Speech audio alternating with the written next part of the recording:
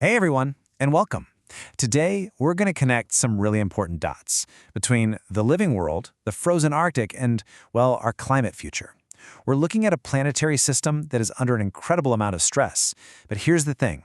To really get what's going wrong, we first have to understand how it's all supposed to work in the first place. So, to really grasp what's on the line here, we've got to start with the basics. We need to answer a fundamental question. What is an ecosystem? It's a word we hear all the time, but the idea behind it is what literally makes our world go round. Okay, so let's think about all of life on Earth as one giant, incredibly complex engine. Before we can figure out why it's sputtering, we have to pop the hood and see how it's actually designed to run, how all the gears are supposed to mesh together perfectly. Now, here's the textbook definition, but let's break it down. The key words here are functional unit and interact. This tells us that an ecosystem isn't just a collection of plants and animals in one place. Nope. It's a dynamic, deeply connected system where everything, living and non-living, is constantly exchanging energy and nutrients. And this right here is a perfect picture of that engine at work. A tree drops a leaf, a snail comes along and eats it. When they eventually die, decomposers like fungi and worms break them down, returning all those good nutrients to the soil. And what does that do? It feeds the tree again. It's a perfect closed loop where absolutely nothing is wasted. This cycle is literally what powers everything. All right, so that's how it's supposed to work. But what happens when we start pulling threads from that intricate web? What happens when this beautifully balanced engine starts to break down? Well, as we're about to see, the consequences are pretty serious. Okay, look at this number, 1 million. Just let that sink in for a second. It's a massive number. But what on earth could it possibly represent when we're talking about the health of our planet? So what is it? Well, here's the gut punch. A huge UN report from 2019 found that 1 million species are now threatened with extinction. That's out of an estimated 8 million total. It's a number so large it's hard to even comprehend, a scale of potential loss that we've never, ever seen before in all of human history. All right, now for another number. This one's a bit different. It's not about species disappearing completely, but about the shocking decline of the ones that are still here. So what does that minus 69% actually mean? Well, according to the WWF, it's the average drop in the size of wildlife populations they monitor, just since 1970. Think about that for a second. For every 10 birds, fish, or mammals that were around back then, on average, only about 3 are left today. This is the web of life fraying right before our eye.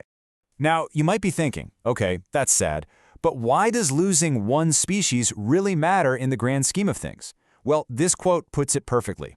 An ecosystem is like a complex jigsaw puzzle. You lose one piece, even a small one, and the whole picture is incomplete. When a species disappears, the ecosystem's ability to do its job, things like cleaning our water or pollinating our food, gets weaker. The whole system becomes less stable. And that weakened system, that fraying web, makes our planet incredibly vulnerable to other threats.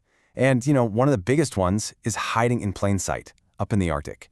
It's a massive threat to our climate that we don't talk about nearly enough. A true ticking time bomb buried right under the ice. You see, for thousands and thousands of years, the Arctic permafrost has been like this giant deep freezer for the planet. It's filled with a mind-boggling amount of organic stuff, dead plants and animals that never decomposed because it's been frozen solid. So just how much carbon are we talking about locked away in this freezer? Well, scientists have done the math, and it's staggering. The amount of carbon trapped in the permafrost is double the amount of carbon that's in our entire atmosphere right now. Yeah, you heard that right. Let me say it again because it's that important. There is twice as much carbon locked in that frozen ground as there is in all the air around our planet. This, my friends, is the carbon bomb. Okay, so a frozen bomb is one thing, but what's truly terrifying is what happens when it starts to go off, because it's not a one-time explosion. No, it kicks off this dangerous self-fueling cycle, something scientists call a positive feedback loop. So here's how it works. Step 1. The Arctic warms up, and it warms up way faster than anywhere else on Earth. Step 2. That warming starts to thaw the permafrost. Then Step 3. These tiny little microbes that have been dormant for millennia wake up, and they are hungry. They start munching on all that ancient organic stuff. Step 4. As they digest it, they release massive amounts of carbon dioxide and methane, really potent greenhouse gases. And what happens then? Step 5. Those gases warm the atmosphere even more, which, you guessed it, melts even more permafrost. The whole thing just starts to spiral, feeding on itself and getting faster and faster. So what's the big takeaway from all this? What does this spiraling feedback loop mean for, our plans to fix the climate? Well, it means we have a huge, huge accounting problem. And this slide just lays it out perfectly. On one side, you've got our official climate goals, the ones all the world leaders talk about. But they're based on these carbon budgets that just don't fully factor in these massive permafrost emissions.